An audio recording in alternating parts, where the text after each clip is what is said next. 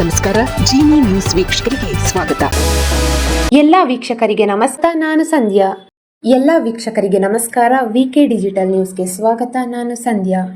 ವಂಡರ್ಲಾ ರೆಸಾರ್ಟ್ನಲ್ಲಿ ಇಂದು ಸಿಎಲ್ಪಿ ಸಭೆ. ಪರಿಷತ್ ಚುನಾವಣೆ ರಿಸಲ್ಟ್ ಮೊರೆ ಹೋದ ಕಾಂಗ್ರೆಸ್. ರಾಜ್ಯಸಭಾ ಚುನಾವಣೆ ಹಾಗೂ ವಿಧಾನ ಪರಿಷತ್ ಚುನಾವಣೆ ಹಿನ್ನೆಲೆ ಕಾಂಗ್ರೆಸ್ ಪಕ್ಷ ತನ್ನ ಮತಗಳ ರಕ್ಷಣೆಗಾಗಿ ರೆಸಾರ್ಟ್ ಮೊರೆ ಹೋಗಿದ್ದು, ಇತ್ತ ಬೆಂಗಳೂರಿನ ಬಿಡದಿ ಬಳಿಯ ವಂಡರ್ಲಾ ರೆಸಾರ್ಟ್ನಲ್ಲಿ ಕಾಂಗ್ರೆಸ್ ಶಾಸಕಾಂಗ ಪಕ್ಷದ ಸಭೆ ನಡೆಯಲಿದೆ ಎಂದು ತಿಳಿದು ಬಂದಿದೆ.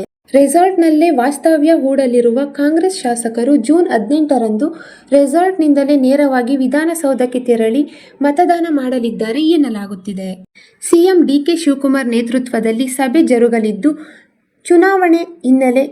ಚುನಾವಣೆ ಹಿನ್ನೆಲೆ ಇಂದು ಮಂಗಳವಾರ ಸಂಜೆ 6:15ಕ್ಕೆ ಬಿಡದಿಯ ವಂಡರ್ಲಾ ರೆಸಾರ್ಟ್ನಲ್ಲಿ ಕಾಂಗ್ರೆಸ್ ಶಾಸಕಾಂಗ ಪಕ್ಷದ ಸಭೆ ನಡೆಯಲಿದೆ ಎಂದೇ ಹೇಳಲಾಗುತ್ತಿದೆ.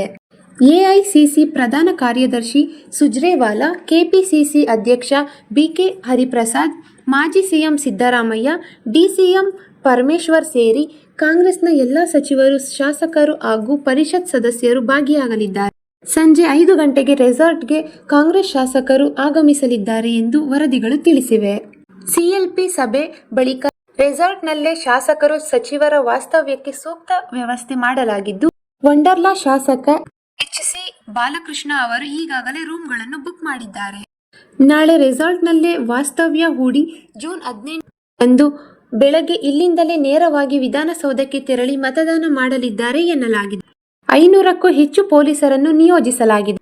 ಬಿಡದಿ ಟೌನ್ಶಿಪ್ ವಿರುದ್ಧ ರೈತರ ಹೋರಾಟ ಹಿನ್ನೆಲೆ ಸಿಎಂ ಆಗುವ ಮಾರ್ಗದಲ್ಲಿ ಹೆಚ್ಚಿನ ಭದ್ರತೆ ಕಲ್ಪಿಸಲಾಗಿದೆ. ಒಟ್ಟಾರೆ ರೆಸಾರ್ಟ್ಗೆ ಸಿಎಂ ಆಗಮನ ಹಿನ್ನೆಲೆ ಬಿಗಿ ಪೊಲೀಸ್ ಬಂದೋಬಸ್ತಿ ಮಾಡಲಾಗಿದೆ. ಮುಂಜಾಗ್ರತಾ ಕ್ರಮವಾಗಿ 6 ಕೆಎಸ್ಆರ್ಪಿ ತುಕಡಿ ನಿಯೋಜನೆ ಮಾಡಲಾಗಿದೆ ಎಂದು ವರದಿಗಳು. ಈ ದಿನದ ನಿರಂತರ ಸುದ್ದಿಗಳಿಗಾಗಿ ವೀಕ್ಷಿಸುತ್ತಿರಿ ಜೀನಿ ನ್ಯೂಸ್. ನಮಸ್ಕಾರ.